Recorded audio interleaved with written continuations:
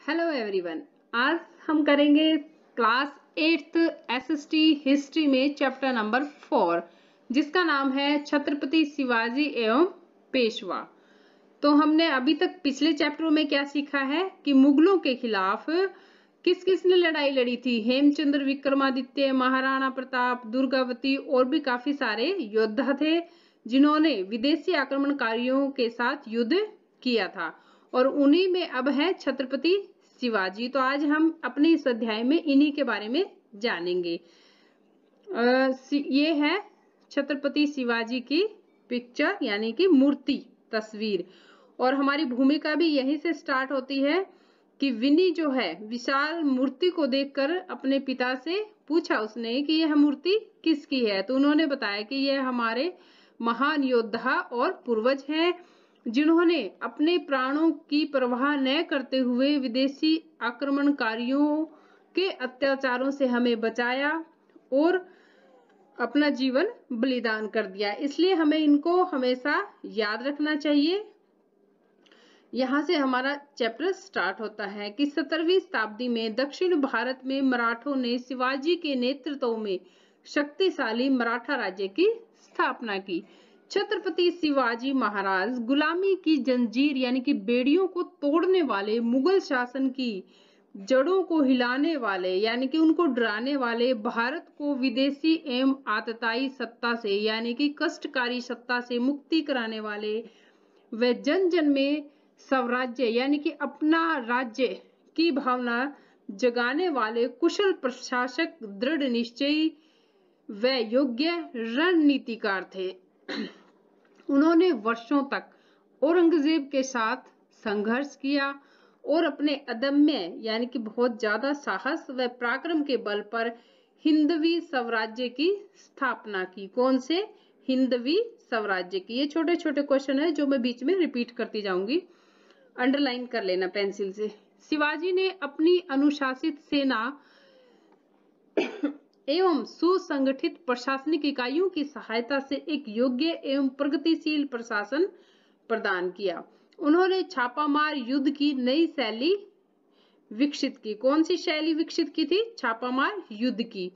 प्राचीन भारतीय राजनैतिक प्रथाओं में दरबारी शिष्टाचारों को पुनः जीवित करके फारसी के स्थान पर मराठी व संस्कृत को राजभाषा बनाया। कौन सी? मराठी व संस्कृत को राजभाषा बनाया। किसके स्थान पर? फारसी के स्थान पर। शिवाजी को महान शिवाजी बनाने में उनके गुरु समर्थ रामदास व उस समय के संतों तुकाराम, नामदेव आदि के विचारों का योगदान रहा। तो इनके गुरु कौन थे? समर्थ रामदास। और उन पे किनके विचारों का योगदान रहा? नामदेव और संत तुकाराम। उनका समस्त जीवन अनेक विजयी गाथाओं, प्रेरक प्रसंगों और विस्मयकारी यानी कि आश्चर्यकारी घटनाओं से भरा हुआ था।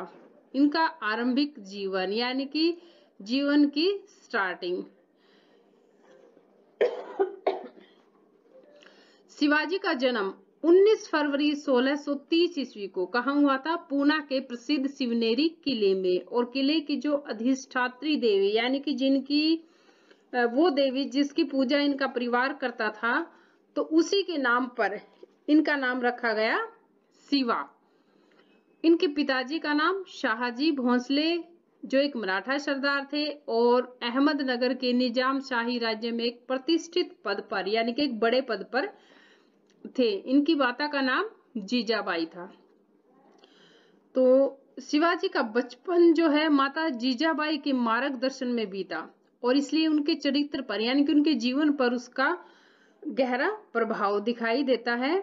जीजाबाई शिवा को बाल्यकाल में यानी कि बचपन में रामायण, महाभारत एवं भारतीय वीरात्मा यानी कि भारत के जो वीर थे उनकी कहानियां सुनाती थी जिसका उनके जीवन पर गहरा प्रभाव पड़ा।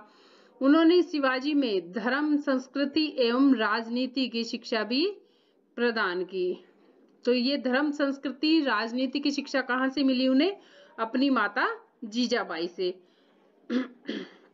दादा कोंडदेव ने घुड़सवारी, तलवारबाजी व निशानेबाजी की शिक्षा दी। तो अब ये ध्यान रखना कि धर्म, संस्कृति, राजनीति की शिक्षा माता से और दादा कोंडदेव से घुड़सवारी, तलवारबाजी और निशानेबाजी की शिक्षा मिली। शिवाजी बचपन में अपनी उम्र के बालक इकट्ठा करके उनके राजा बन युद्ध करके किले जीतने का खेल खेला करते थे। बचपन से ही वे उस युग के घटनाओं को समझने लगे थे और मुगलों के अत्याचारों की कहानी सुनकर वे बेचैन हो जाते थे। उम्र बढ़ने के साथ साथ मुगल शासन की बेड़ियां तोड़ फेंकने के विचार उनके मन में उठने आरंभ हो गए थे। यहाँ है मराठा उत्कर्ष के यानी कि उन्नति के प्रमुख कारण क्या है। भौगोलिक परिस्थितियां, औरंगजेब की धर्मांधता, हिंदू जागरण, मराठा संत कवियों का धार्मिक आंदोलन व शिवाजी का चमत्कारी व्यक्तित्व। यानी कि मराठा की उन्नति के क्या कारण थे मराठों के, और महादेव गोविंद रानाडे की प्रसिद्ध कृति rise of the Maratha power है। तो किसकी rise of the Maratha power लिखी हुई है रचना? महादेव गोविंद रानाडे। ठीक है, जो मराठों के उत्थान से संबंधित इतिहास का वर्णन करती है। तो ये इतना ये ध्यान रखना। ये छत्रपति शिवाजी और जीजाबाई पर भारत सरकार द्वारा जारी डाक टिकट है। नेक्स्ट है, एक बार शिवाजी के पिता शिवाजी को राजा आदिल शाह से मिलाने के लिए उनके दरबार में ले गए। आदिल शाह के दरबार में शिवाजी ने स्वाभिमान का परिचय देते हुए उनको भूमि पर माथा टेककर प्रणाम नहीं किया। यह घटना उनके शौर्य और साहस को दर्शाती है। शिवाजी का प्रारंभिक संघर्ष यानी कि जो युद्ध और समस्याएं थी उनके बारे में। 19 वर्ष की आयु में शिवाजी ने अपना विजय अभियान आरंभ किया था। उन्होंने आसपास के किलों पर कब्जा करने के लिए सभी जाति के लोगों को संगठित किया यानी कि इकट्ठा किया। युवकों के सहयोग से दुर्ग विजय का कार्य आरंभ किया। उस समय दक्षिणी राज्य आपसी संघर्ष से परेशान थे और 1643 यानी कि 1643 ईस्वी में शिवाजी ने सर्वप्रथम सिंहगढ़ का किला जीता। सबसे पहले कौन सा किला जीता? सिंहगढ़ का किला 1643 ईस्वी में। इसके बाद शिवाजी ने 1646 यानी कि 1646 ईस्वी में तोरण दुर्ग पर अपना अधिकार कर लिया। इसके आसपास के मुस्लिम प्रदेशों में खलबली मच गई। तोरण दुर्ग पर अधिकार करने के बाद धीरे धीरे रायगढ़ के किले को भी शिवाजी ने अपने अधिकार में ले लिया। अब ये ध्यान रखना कि सिंहगढ़ का किला 43 में और ये 46 में यानी कि 3 साल का अंतर है। जो बाद में शिवाजी के राज्य की राजधानी बनी। कौन सी बनी? रायगढ़ का किला जो राजधानी बना। ठीक है, रायगढ़ का किला राजधानी था शिवाजी के राज्य की। शिवाजी की इस साम्राज्य विस्तार नीति से बीजापुर का शासक आदिल शाह बहुत क्षुब्ध हुआ यानी कि क्रोधित हुआ। उसने शिवाजी के पिता शाहजी को कैद कर लिया, लेकिन शिवाजी ने बड़ी युक्ति व बुद्धिमत्ता से पिता को कैद से मुक्त करा लिया। रायगढ़ के बाद उन्होंने 1647 ईस्वी में, ये 46 में था, ये 47 यानी कि 46 एक साल बाद ही चाकन के दुर्ग पर अधिकार कर लिया। चाकन दुर्ग के बाद कोंडना किले पर कब्जा कर लिया। शिवाजी ने 1654 ईस्वी में पुरंदर के किले को भी जीत लिया। इन किलों को जीतने के बाद शिवाजी ने मैदानी क्षेत्रों में प्रवेश करने की योजना बनाई और अपनी अश्वारोही यानी कि घोड़ों की जो सेना थी उसके बल पर कोंकण सहित 9 किलों पर अधिकार कर लिया। अफजल खां का वध। शिवाजी की सतत सफलताओं यानी कि लगातार हो रही सफलताओं ने बीजापुर के शासक की नींद हराम कर दी। 1659 यानी कि 1659 ईस्वी में बीजापुर के सुल्तान ने अपने सेनापति अफजल खां को अनेक प्रलोभन यानी कि लालच देकर शिवाजी के विरुद्ध युद्ध करने के लिए तैयार किया। वह बीजापुर के सर्वोत्तम सेनापतियों की बड़ी सेना लेकर गया। अफजल खां युद्ध किए बिना ही शिवाजी को छल से मारना चाहता था। उसने भाईचारे व सुलह का झूठा नाटक कर अपने दूत कृष्ण जी भास्कर को भेजकर शिवाजी को संधि प्रस्ताव भिजवाया। प्रस्ताव था कि अगर शिवाजी बीजापुर की अधीनता स्वीकार कर ले तो उसे उन सभी क्षेत्रों का अधिकार प्राप्त होगा जो उसके नियंत्रण में है। साथ ही उसे बीजापुर के दरबार में सम्मानित पद प्राप्त होगा। कृष्णजी भास्कर ने शिवाजी को अफजल खां की शिवाजी को मारने की योजना के बारे में बता दिया। अतः शिवाजी संधि के लिए तैयार हो गए। प्रतापगढ़ के किले के पास दोनों के मिलने का स्थान निश्चित किया गया। शिवाजी जैसे ही पहुंचे, अफजल खां ने गले मिलने के बहाने से अपने दोनों हाथ फैलाकर कटार से वार करने की कोशिश की। तो शिवाजी ने क्या किया, ये आप यहाँ देख सकते हो, बाघ नख है ये, इसको बोलते हैं बाघ नख। तो कटार से वार करने की कोशिश की तो बाघ नख से शिवाजी ने अफजल खां को मार गिराया। तो यहाँ देखा था, ये बाघ नख एक हथियार होता था पहले, तो इसके सहायता से। यह एक ऐतिहासिक घटना थी। इस घटना के बाद शिवाजी की गणना श्रेष्ठ योद्धाओं में की जाने लगी। शाइस्ता खां को हराना। शिवाजी की बढ़ती प्रभुत्ता से मुगल शासक औरंगजेब बहुत चिंतित था। वह बीजापुर की सहायता से शिवाजी को हराना चाहता था। इसलिए औरंगजेब ने शाइस्ता खां को दक्षिण का गवर्नर बनाकर आदेश दिया कि मराठों के विरुद्ध आक्रामक नीति अपनाओ, उनके किले नष्ट कर धूल में मिला दो।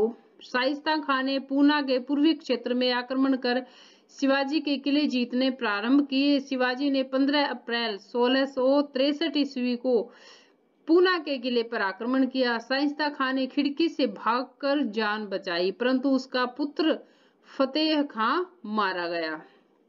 शिवाजी के अचानक हुए हमले में शाइस्ता खां की उंगलियां जो थी वो कट गई। इस जीत व साहस से शिवाजी की प्रतिष्ठा और बढ़ गई, यानी कि उसका सम्मान जो था वो और अधिक बढ़ गया। पुरंदर की संधि कब हुई थी? 22 जून 1665 ईस्वी को।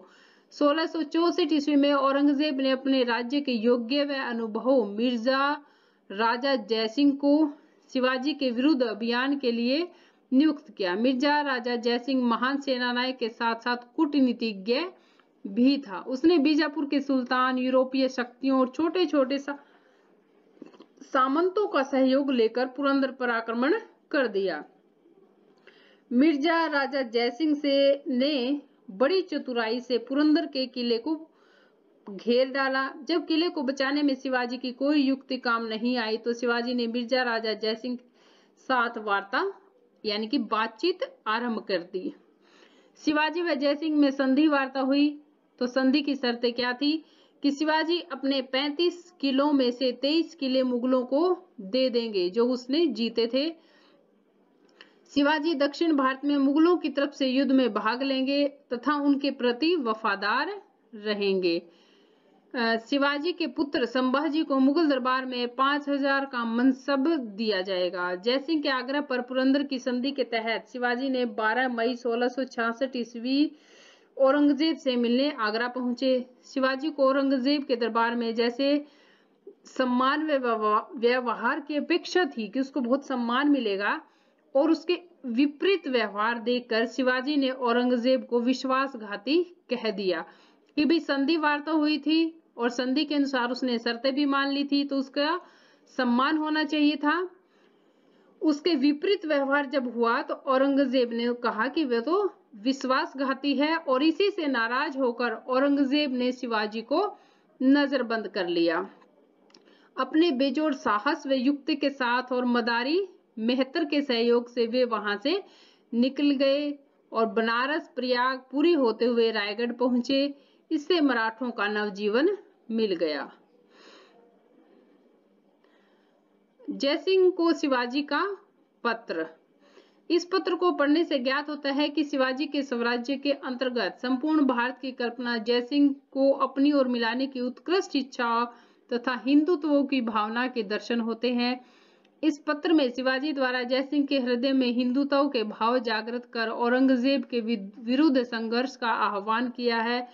उन्होंने औरंगजेब की कूटनीति का पर्दाफाश किया तथा किस तरह वह हिंदू को हिंदू से लड़वा रहा है, क्योंकि औरंगजेब क्या था, एक मुगल था। हिंदवी स्वराज्य की स्थापना। पश्चिमी महाराष्ट्र के बड़े क्षेत्र में अपना प्रभाव स्थापित करने के बाद शिवाजी का राज्याभिषेक हुआ 6 जून 1674 ईस्वी को।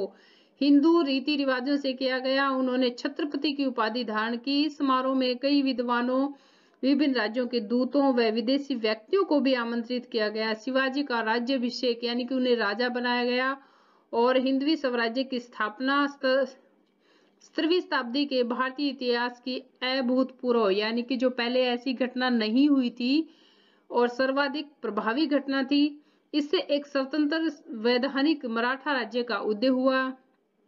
प्रशासन के मार्गदर्शन के लिए राज व्यवहार कोष तैयार किया गया। नया संवत चलाया गया। शुक्राचार्य व कौटिल्य को आदर्श मानकर, ये ध्यान रखना किसको, शुक्राचार्य व कौटिल्य को आदर्श मानकर नियम कानून बनाए गए।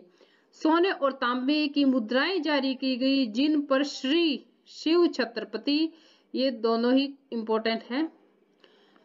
सोने और तांबे की मुद्राएं, जैसे ये ऊपर दिख रही है तस्वीर में, सोने की और तांबे की मुद्राएं बनाएगी और जिन पर क्या अंकित किया गया, श्री शिव छत्रपति। छत्रपति शिवाजी के राज्याभिषेक के 50 साल के भीतर मराठा सत्ता का भगवा ध्वज जो था वो भारत के बड़े हिस्से में लहराने लगा। ये रहता है हमारा शिवाजी का राज्याभिषेक। 6 जून 1674 ईस्वी को काशी के प्रसिद्ध विद्वान कौन, गंगा भट्ट के द्वारा हुआ। राज्याभिषेक के अवसर पर शिवाजी ने एक नया संवत और सोने और तांबे के सिक्के जारी किए और इन सिक्कों पर क्या लिखा हुआ था, श्री शिव छत्रपति। शिवाजी की धार्मिक नीति, अब यहाँ पे ये कई बच्चे ये कंफ्यूज हो जाते, उत्कीर्ण करवाया हुआ था यानी कि उभरा हुआ था।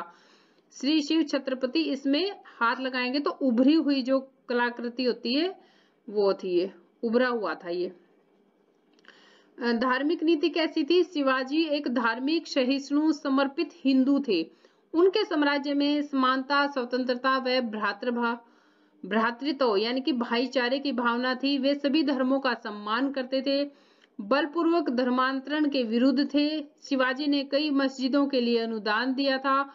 वे हिंदू संतों की तरह मुसलमान संतों व फकीरों का भी पूरा सम्मान करते थे। उनकी सेना में सिद्दी इब्राहिम, दौलत खान, सिद्दी हिलाल, सिद्दी वाहवाह, काजी हैदर तथा मदारी मेहतर जैसे कई मुसलमान सैनिक व अधिकारी थे। उनके राज्य में पारंपरिक हिंदू मूल्यों व हिंदू संस्कृति का प्रचार प्रसार किया जाता था। युद्ध के समय सभी सैनिकों को स्त्रियों के सम्मान की रक्षा करने का आदेश देते थे। उनके शासनकाल में आंतरिक विद्रोह जैसी कोई घटना नहीं हुई थी। छत्रपति शिवाजी की मृत्यु, लंबी बीमारी से 3 अप्रैल 1680 ईस्वी को वे संसार से विदा हो गई। इनकी मृत्यु के पश्चात उनके पुत्र संभाजी को राजा बनाया गया। शिवाजी महाराज एक महान योद्धा व कूटनीतिज्ञ थे और छत्रपति शिवाजी को उनके अदम्य साहस, बुद्धिमत्ता, कुशल शासन के लिए याद किया जाता है। प्रसिद्ध इतिहासकार जद्दूनाथ सरकार के अनुसार, मैं उन्हें हिंदू जाति द्वारा उत्पन्न किया हुआ अंतिम महान क्रियात्मक व्यक्तित्व एवं राष्ट्र निर्माता मानता हूं। ये बात किसने कही थी, जद्दूनाथ सरकार ने। शिवाजी ने यह प्रमाणित करके दिखा दिया कि हिंदुत्व का वृक्ष वास्तव में मरा नहीं है, अपितु वह सदियों की राजनीतिक दास्ता, शासन से पृथकता और कानूनी अत्याचार के पश्चात भी पुनः उठ सकता है। उसमें नवीन पत्ते और शाखाएं आ सकती है और वह एक बार फिर आकाश में सिर उठा सकता है। ये शिवाजी के उत्तराधिकारी का चार्ट है। उसके बाद कौन बने, संभाजी उनके पुत्र 1680 से 89 तक यानी कि 89 तक, फिर राजा राम, उसके बाद ताराबाई, फिर शाहू जी और फिर राजा राम द्वितीय।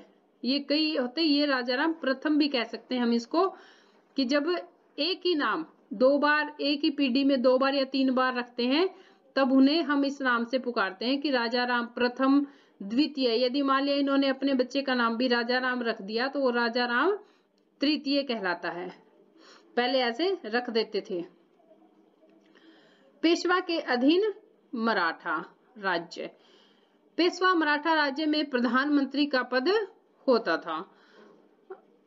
कालांतर में पेशवाही शासक की शक्तियों का प्रयोग करने लगे। बाद में पेशवाही शासक बन गए। पेशवाओं के उत्थान का मुख्य कारण मराठा शासक शाहू जी की नीतियां तथा महाराष्ट्र में राजनीतिक असंतोष था।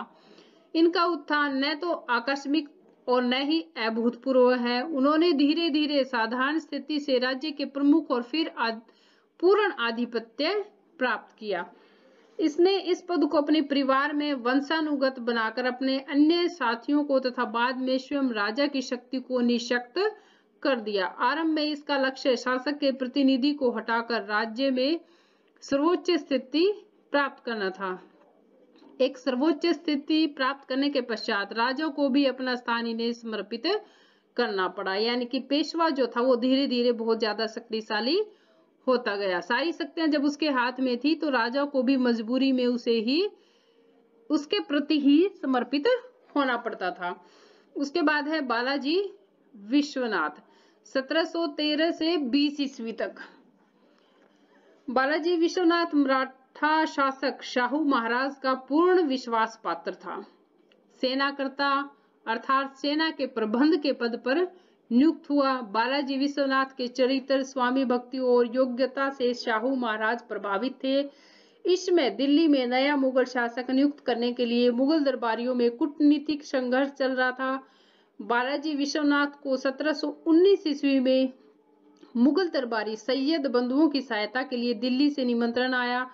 परिणाम स्वरूप मराठा मुगल संधि संपन्न हुई। बालाजी विश्वनाथ को नए सम्राट मोहम्मद शाह से 3 बख्शीशें यानी कि अनुदान मिली, जो आगे जाकर भारतवर्ष में मराठा सत्ता की आधारशिला बनी।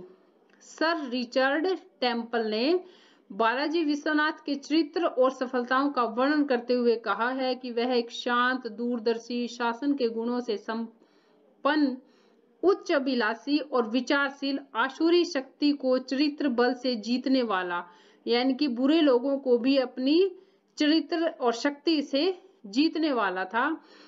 उसने शक्ति द्वारा मुगलों को मराठों को स्वाधीन मानने के लिए बाध्य कर दिया था। यानी कि उसकी शक्ति के कारण ही मुगल जो थे वो मराठों के अधीन हो गए थे, उनका कहना मानने लग गए थे। बालाजी विश्वनाथ राजनैतिक क्षेत्र में अजेय रहकर मुसलमानों की शक्ति से ध्वंस अवशेषों पर हिंदू राज्यों की स्थापना का प्रयत्न करता हुआ दुर्भाग्यवश अकाल मृत्यु को प्राप्त हो गया। अकाल मतलब बिना समय के, यानी कि कम उम्र में ही। मराठा मैग्ना कार्टा 1719 ईस्वी में मराठा मुगल संधि को रिचर्ड टेम्पल ने क्या कहा है, मराठा मैग्ना कार्टा के नाम से कहा है। कब? 1719 में। ध्यान रखना, ये 1719 ईस्वी की जो मराठा और मुगल संधि थी उसको क्या नाम दिया गया है? रिचर्ड टेम्पल ने मराठा मैग्ना कार्टा नाम दिया है। इस संधि के अनुसार शाहू को मराठा राज्य का स्वामी स्वीकार कर लिया गया। मराठों को दक्षिण भारत के 6 प्रदेशों से चौथ और सरदेश मुखी वसूल करने की अनुमति दी गई। अवसर पड़ने पर पेशवा ने मुगल बादशाह को सैनिक सहायता देना स्वीकार किया। उसके बाद है बाजीराव प्रथम 1720 से 1740 ईस्वी तक, यानी कि 20 साल।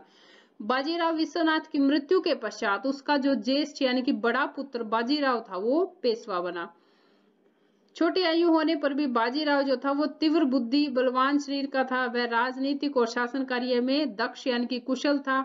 वह इस महत्वपूर्ण निष्कर्ष पर पहुंचा कि मुगल सत्ता का ह्रास हो रहा है और इस समय उससे क्षेत्र छीनना संभव है। यानी कि मुगल सत्ता धीरे धीरे कमजोर हो रही है और अब हम उनसे अपने क्षेत्रों को आराम से छीन सकते हैं। बाजीराव ने यह ललकार दी, यह समय आतताइयों को हिंदुस्तान से बाहर करने और अक्षय यश प्राप्त करने का है।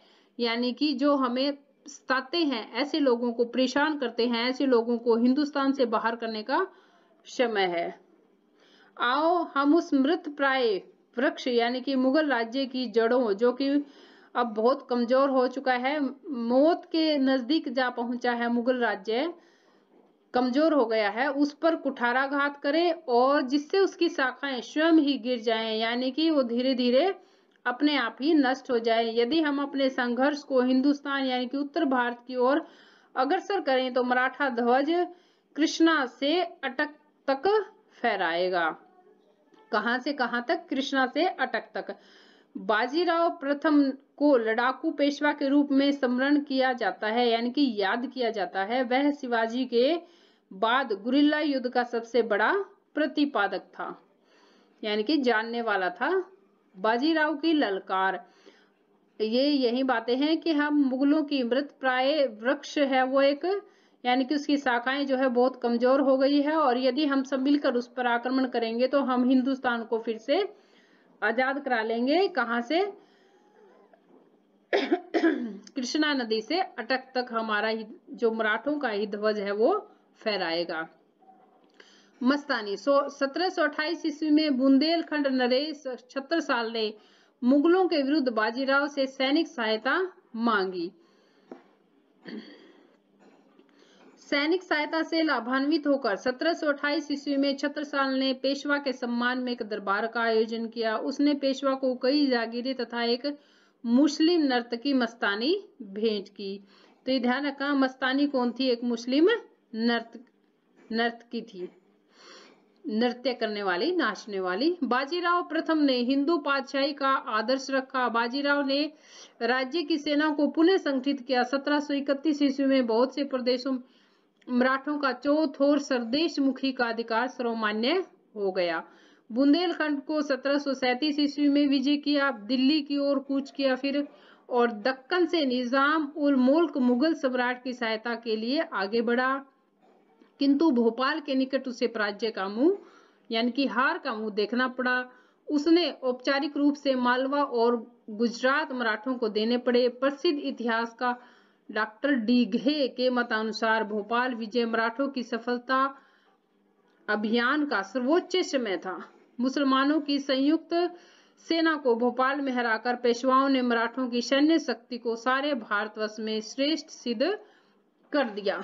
निजाम उल मुल्क ने बाजीराव को 50 लाख रुपए युद्ध की क्षति यानी कि हानि के रूप में देना भी स्वीकार किया। मराठों ने पुर्तगालियों से 1739 ईस्वी में बसीन का द्वीप छीन लिया। बाजीराव मराठा शक्ति की नींव दृढ़ करके 1740 ईस्वी में चल बसा। बालाजी बाजीराव उसके बाद 1740 से 61 ईस्वी, बाजीराव की मृत्यु के पश्चात उसका पुत्र बालाजी बाजीराव पेशवा बना। बालाजी बाजीराव स्वयं प्रतिभाशाली व्यक्ति नहीं था, वह प्रत्येक बात में अपने चचेरे भाई सदाशिव भाऊ की सम्मति का लाभ उठाता था। सदाशिव भाऊ की देखरेख में ही मराठों की शक्ति जो है 1740 ईस्वी में उच्चतम शिखर पर पहुंची।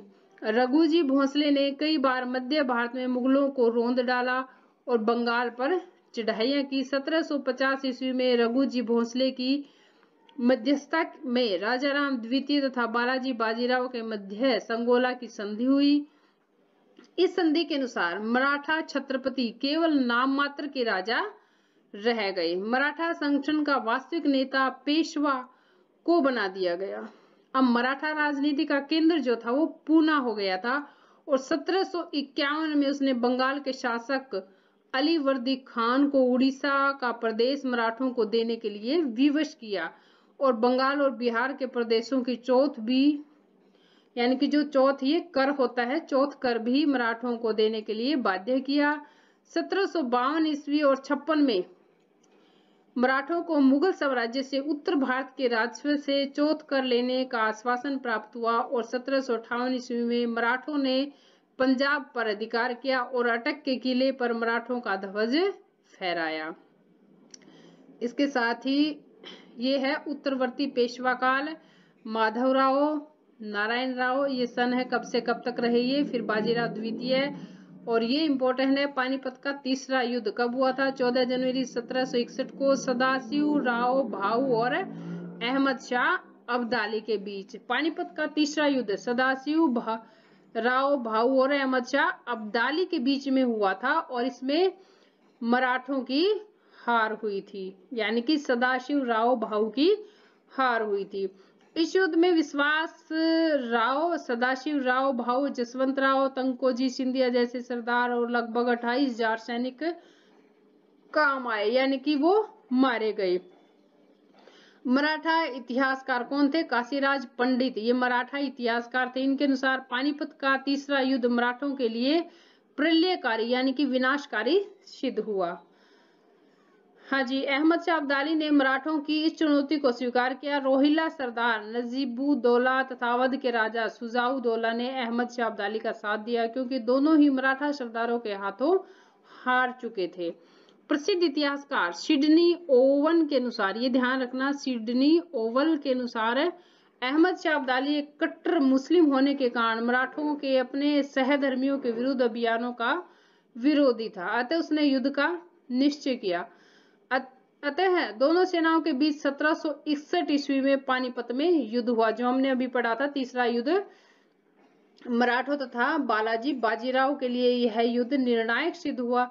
इस युद्ध में मराठों की पराजय हुई, उन्हें भारी सैनिक क्षति उठानी पड़ी। क्षति मतलब हानि उठानी पड़ी। बालाजी बाजीराव इस पराजय को सहन नहीं कर सके तथा 23 जून 1761 ईस्वी को आकस्मिक मृत्यु को प्राप्त हुए। 2 मोती विलीन हुए, 27 सोने की मोहरें लुप्त हो गई और चांदी तथा तांबे की तो पूरी गणना ही नहीं की जा सकती। एक व्यापारी द्वारा 1761 में पानीपत के युद्ध में मराठों की जनहानि का कूट संदेश है, यानी कि 2 महान योद्धा मारे गए। 27 ये भी योद्धा ही थे, मेन सैनिक थे जो, और उसके बाद कह रहा है कि चांदी और तांबे की तो पूरी गणना ही नहीं की जा सकती, यानी कि आम सैनिक जो है वो उनकी तो गिनती भी नहीं हो सकती है। ये मराठा वर्चस्व है 1758 का। तो ये जो सारा ऑरेंज कलर है यहाँ पे, ये सारा मराठा साम्राज्य था। उसके बाद है मराठा प्रशासन। मराठा प्रशासन प्राचीन भारतीय परंपरा पर आधारित था। शिवाजी के समय में मराठा प्रशासन का स्वरूप अत्यधिक विस्तृत यानी कि बड़ा था। प्रशासन को व्यवस्थित तरीके से चलाने के लिए अनेक विभागों की संरचना की गई थी, यानी कि अनेक विभाग बनाए गए थे। छत्रपति शिवाजी के समय स्वयं महाराजा प्रशासन का केंद्र बिंदु होता था और महाराजा प्रमुख रूप से छत्रपति की उपाधि धारण करता था। छत्रपति का राज्याभिषेक वैदिक परंपरा के अनुसार भव्य समारोह में किया जाता था। शिवाजी ने राज्याभिषेक के समय हिंदू पातशाही अंगीकार कर गाय और ब्राह्मणों की रक्षा का व्रत लिया था। किसका व्रत लिया था? गाय और ब्राह्मणों की रक्षा का। हिंदू तो धर्मोद्धारक की पदवी धारण की, ये भी ध्यान रखना। छत्रपति सेना, वित्त, न्याय, धर्म, प्रशासन का मुखिया था और इस प्रकार महाराज मराठा प्रशासन का केंद्र बिंदु व उच्चतम शिखर था। शिवाजी की मृत्यु के बाद महाराजा की शक्ति धीरे धीरे क्षीण यानी कि कमजोर हो गई और उसकी जगह पेशवा ने शक्तियां प्राप्त कर ली। अष्टप्रधान परिषद क्या है? शिवाजी ने प्रशासन में सहायता व परामर्श के लिए 8 मंत्री, अष्ट मीन्स 8 होता है, 8 प्रधानमंत्रियों की एक परिषद बनाई हुई थी जो कि उसको सहायता देती थी राजा को, और परामर्श यानी कि बातचीत के द्वारा अपनी किसी भी विषय के ऊपर उसको अच्छी और बुरी सलाह देती थी कि भाई क्या इसमें सही है क्या गलत है, तो उसी के अनुसार फिर राजा निर्णय लेता था। तो इसका प्रमुख कार्य राजा को परामर्श देना था, शिक्षा देना था। परामर्श स्वीकार करना छत्रपति का निर्णय होता था। सामान्यतः अष्टप्रधान का कार्य शिवाजी के निर्देशों का पालन करना था, अपने विभागों की निगरानी करना मात्र था। अष्टप्रधान के मंत्री शिवाजी के प्रति उत्तरदायी थे। उसके बाद है पेशवा, यह राजा का प्रधानमंत्री होता था। राजा की अनुपस्थिति में उसके कार्यों की देखभाल भी पेशवा ही करता था और सरकारी पत्रों दस्तावेजों पर छत्रपति की मोहर के बाद अपने हस्ताक्षर करता था। शिवाजी के समय पेशवा ज्यादा शक्तिशाली नहीं था, लेकिन शिवाजी की मृत्यु के बाद जो था वो राजनीतिक गड़बड़ी का सबसे ज्यादा लाभ पेशवा पद को प्राप्त हुआ। शाहू महाराज के समय पेशवा पद वंशानुगत हो गया, यानी कि जो पेशवा था उसके बाद वो पद उसके पुत्र को मिल गया। 1750 ईस्वी की संगोली की संधि के बाद पेशवा ने छत्रपति की सत्ता का संपूर्ण हस्तांतरण कर लिया, यानी कि पूरी सत्ता ही अपने नाम कर ली। भू राजस्व व्यवस्था, मराठा राज्य की आय का प्रमुख साधन कृषि कर तथा अन्य प्रचलित कर थे। सरदेश मुखी कर के रूप में किसानों के उत्पादन का 10वां भाग वसूला जाता था। सरदेशमुखी कर क्या था कि किसानों के उत्पादन का 10वां भाग सरदेशमुखी कर कहलाता था। और दूसरा महत्वपूर्ण आय का साधन चौथ नामक कर था और यह पड़ोसी राज्य से उसकी आय का यानी कि उसकी आमदनी का 1/4 भाग के रूप में प्राप्त किया जाता था। इसके अलावा गृह कर, सिंचित भूमि, सीमा शुल्क आदि राज्य की आय के मुख्य साधन थे। ये है प्रमुख विभाग एवं मंत्री। मंत्री पेशवा, प्रधानमंत्री, अमात्य जो था वो वित्त और राजस्व मंत्री था। वाक्यानवीस दरबार की गतिविधियों कार्यों का विवरण देखता था। दबीर या सुमंत बोलते थे वो विदेश मंत्री होता था। और आरंभ नवीस सचिव राजकीय पत्र व्यवहार करता था। शर ए नौबत प्रमुख सेनापति होता था। न्यायाधीश प्रमुख न्यायाधीश होता था। और पंडित राव जो था वो धार्मिक मामले देखता था। ये थे प्रांत के प्रशासनिक अधिकारी थे ये सब।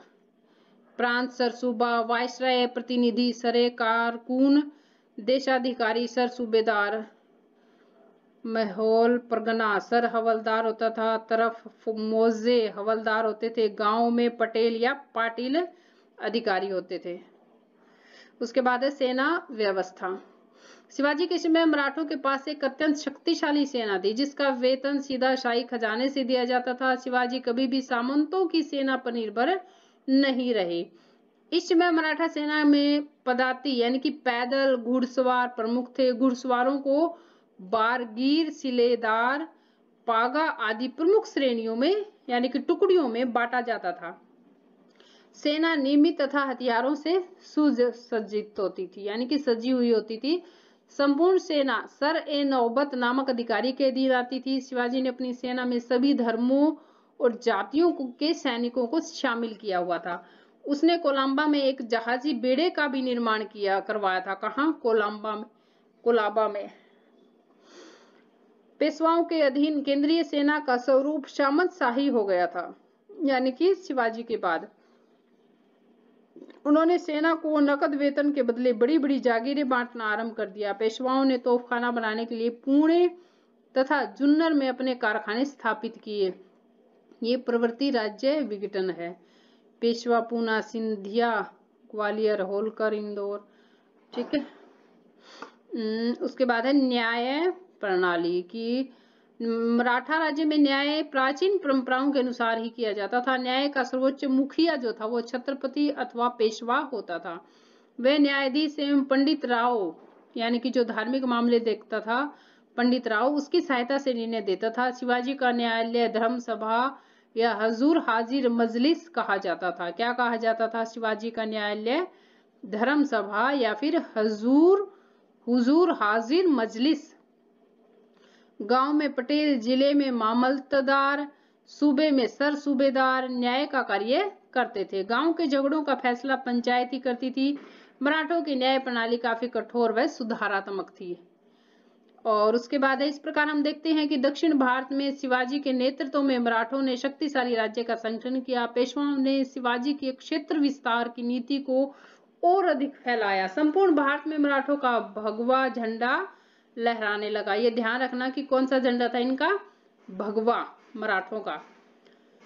19वीं शताब्दी के आरंभ में मराठा साम्राज्य का विघटन यानी कि उनका टूटना आरंभ हो गया था तथा ब्रिटिश ईस्ट इंडिया कंपनी ने मराठा सरदारों के साथ सहायक संधियां स्थापित करके मराठा राज्य को कमजोर कर दिया। अब ये याद करने के टॉपिक है कुछ, आओ याद करें। Rise of the Maratha power की रचना किसने की थी? महादेव गोविंद रानाडे ने। ये छोटे क्वेश्चन भी आ सकते हैं इसमें से। शिवाजी का जन्म कब हुआ था? 19 फरवरी 1630 ईस्वी को पूना में शिवनेरी दुर्ग में हुआ था। और शिवाजी का राज्याभिषेक यानी उनको राजा कब बने थे? 6 जून 1674 ईस्वी को पंडित गंगा भट्ट द्वारा उनका राज्याभिषेक किया गया था। बीजापुर के सेनापति अफजल खान ने शिवाजी को गले लगाने के बहाने से कटार से वार करने का प्रयास किया लेकिन शिवाजी ने बाग नख से अफजल खान को मार गिराया। ये एक हथियार होता है एक तरह से। मुगल सेनापति राजा जयसिंह एवं शिवाजी के मध्य 22 जून 1665 ईस्वी को कौन सी संधि हुई थी? पुरंदर की संधि। 14 जनवरी 1761 को मराठों एवं अहमद शाह अब्दाली के मध्य पानीपत का तीसरा युद्ध हुआ था। ये भी इंपॉर्टेंट है। मराठे और अहमद शाह अब्दाली के बीच में हुआ था। पानीपत का तीसरा युद्ध 1761 ईस्वी में। मराठा पेशवा बाजीराव ने 1739 ईस्वी में पुर्तगालियों से बशीन द्वीप छीन लिया था और शिवाजी के गुरु का नाम समर्थ गुरु रामदास था। उसके बाद है हमारे छोटे क्वेश्चन के रिक्त स्थान भरें। राइज ऑफ मराठा पावर पुस्तक जो है वो किसने लिखी थी? ये लिखी थी महादेव गोविंद रानाडे ने। महादेव गोविंद रानाडे।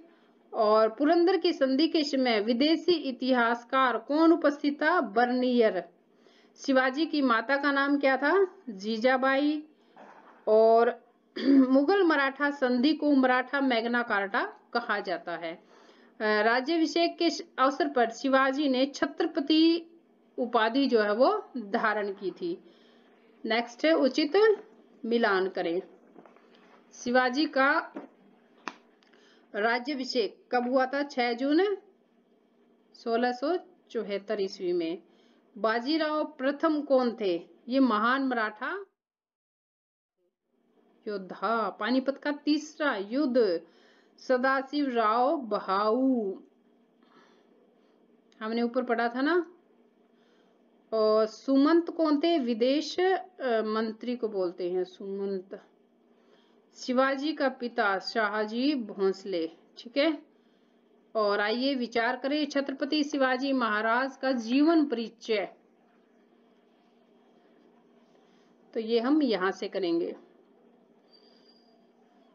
17वीं शताब्दी में शक्तिशाली मराठा राज्य की स्थापना करने वाले छत्रपति शिवाजी का जन्म 19 फरवरी 1630 ईस्वी आप ऐसे भी लिख सकते हो और ऐसे भी, दोनों तरीके से सही रहेगा।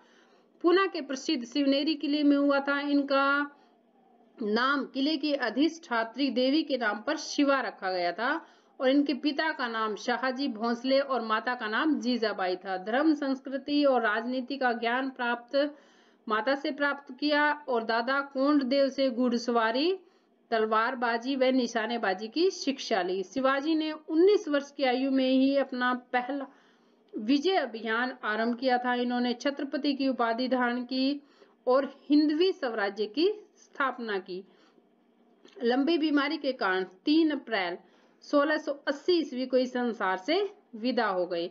प्रसिद्ध इतिहासकार जद्दूनाथ सरकार के अनुसार मैं शिवाजी को हिंदू जाति द्वारा उत्पन्न किया हुआ अंतिम महान क्रियात्मक व्यक्ति व राष्ट्र निर्माता मानता हूं।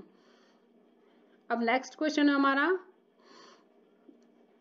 हिंदू स्वराज्य की स्थापना हेतु शिवाजी महाराज के संघर्ष का वर्णन करें। शिवाजी महाराज ने 19 वर्ष की आयु में विजय अभियान आरंभ किया। 1643 ईस्वी में उन्होंने सबसे पहले सिंहगढ़ के किले को जीता, तोरण दुर्ग 1646 में 3 साल बाद, और चाकन का दुर्ग 1647 में यानी कि अगले ही साल, और पुरंदर के किले को 1654 ईस्वी में जीत लिया। मुगल लगातार अपनी हार होने के कारण परेशान हो रहे थे और बीजापुर के सुल्तान ने 1659 ईस्वी में अपने सेनापति अफजल खां को शिवाजी के विरुद्ध लड़ाई के लिए भेजा, पर इस युद्ध में अफजल खां मारा गया। 1663 ईस्वी में शिवाजी ने शाइस्ता खां को हराया और 1666 ईस्वी में पुरंदर की संधि में औरंगजेब को विश्वासघाती कहने पर शिवाजी को नजरबंद कर लिया गया। वे अपने साहस व युक्ति से और एक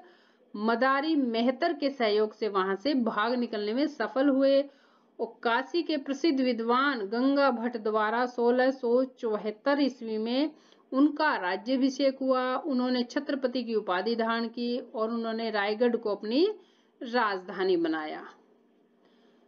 नेक्स्ट क्वेश्चन है हमारा कि पेशवा बाजीराव के संघर्ष और योगदान का वर्णन। बालाजी विश्वनाथ की मृत्यु के पश्चात उनका बड़ा पुत्र जो था वो बाजीराव पेशवा बना। बाजीराव की आयु तो कम थी परंतु वे बुद्धि से कुशार्ग और शरीर से बलशाली था, तो उन्हें लड़ाकू पेशवा के रूप में याद किया जाता है। शिवाजी के बाद वही छापामार युद्ध के सबसे बड़े प्रतिपादक थे। भोपाल विजय मराठों की सफलता का सबसे अच्छा समय था। नेक्स्ट क्वेश्चन है फोर्थ यानी कि मराठों के प्रशासन की प्रमुख विशेषताएं कौन कौन सी थी? मराठों के प्रशासन की मुख्य विशेषताएं थी कि शिवाजी के समय मराठों के प्रशासन का केंद्र महाराजा होता था, यानी कि राजा होता था। महाराजा जो है वो छत्रपति की उपाधि धारण करता था। वह सेना, न्याय, धर्म, वित्त यानी कि पैसे से संबंधित वह प्रशासन का मुखिया भी वही होता था। प्रशासन में सहायता के लिए 8 मंत्रियों की परिषद की नियुक्ति की जाती थी, जिसे अष्टप्रधान भी कहते थे। और आय के यानी कि आमदनी के स्रोत मुख्य रूप से गृह कर, सीमा शुल्क, चौथ कर, सरदेश मुख कर आदि होते थे। प्रशासन के विभाग बटे हुए थे। अमात्य यानी कि वित्त व राजस्व विभाग होता था अमात्य के पास। अधिकारी जो थे सुमंत विदेश विभाग अधिकारी, सुमंत कौन सा था? विदेश विभाग अधिकारी। और पेशवा जिसे प्रधानमंत्री आदि कहते थे। पेशवा राज्य का प्रधानमंत्री ही होता था, क्योंकि राजा की अनुपस्थिति में वही राज्य का कार्यभार संभालता था। और शिवाजी के बाद तो पेशवा ही मुख्य हो गया था। नेक्स्ट क्वेश्चन है कि मराठों की भू राजस्व, भू मतलब होता है जमीन से संबंधित व्यवस्था जो है वो कैसी थी? मराठा राज्य में किसानों से उनकी कृषि से हुए उत्पाद का 10वां भाग कर के रूप में लिया जाता था, जिसे सरदेश मुख कर कहा जाता था। तो किसानों से उनकी कृषि के उत्पादन का 10वां भाग लिया जाता था, उसे क्या बोलते थे? सरदेश मुख कर। पड़ोसी राज्य से उनकी आय का जो चौथा हिस्सा, चौथाई भाग लिया जाता था, उसे चौथ कर कहते थे। गृह कर, सीमा कर, सिंचित भूमि आदि कर राज्य की आय के यानी कि आमदनी के प्रमुख साधन के रूप में प्रचलित थे। अब कुछ छोटे क्वेश्चन कर लेते हैं हम। वेरी इंपॉर्टेंट, शिवाजी का जो संघर्ष है यानी कि जो युद्ध है वो सबसे लंबे समय तक किस मुगल शासक से रहा? औरंगजेब से। छापामार युद्ध की नई शैली जो है वो किसने विकसित की? संभाजी ने। शिवाजी ने अपनी राजभाषा जो है वो किस भाषा को बनाया था? मराठी और संस्कृत, 2 भाषाओं को। शिवाजी के गुरु का नाम क्या था? समर्थ गुरु रामदास। छत्रपति शिवाजी ने किन 2 महान विद्वानों को आदर्श मानकर नियम व कानून बनाए थे? शुक्राचार्य एवं कौटिल्य को। नेक्स्ट क्वेश्चन हमारा कि पानीपत का तीसरा युद्ध कब और किसके बीच में हुआ था? तो ये हुआ था 14 जनवरी 1761 को सदाशिव राव भाऊ और अहमद शाह अब्दाली के बीच। और इसमें सदाशिव राव भाऊ यानी कि मराठे, या यूं कह सकते हैं मराठों और अहमद शाह अब्दाली के बीच, और मराठे जिसमें हार गए थे। छत्रपति शिवाजी द्वारा जारी की गई सोने और तांबे की मुद्राओं पर क्या अंकित था, यानी कि क्या छपा हुआ था, लिखा हुआ था? उत्कीर्ण भी कह सकते हैं। उत्कीर्ण मतलब ऊपर उखड़ा हुआ होता है, जो जैसे मेहंदी लगाते हैं हाथों पे तो थोड़ी ऊपर उखड़ी हुई होती है ना, वो हाथ से टच करें तो पता चलता है, इसी तरह ये। तो उस पे क्या लिखा हुआ था? चांदी और सोने और तांबे की मुद्राओं पर श्री शिव छत्रपति। शिवाजी का राज्याभिषेक यानी कि उसको राजा कब बनाया गया था? पहली बार 6 जून 1674 ईस्वी को, 1674 ईस्वी में। शिवाजी और मुगल सेनापति राजा जयसिंह के मध्य पुरंदर की संधि कब हुई थी? ये हुई थी 22 जून 1665 ईस्वी को। और शिवाजी के समय मराठे सेनापति को क्या कहकर संबोधित करते थे? सर ए नौबत। ओके।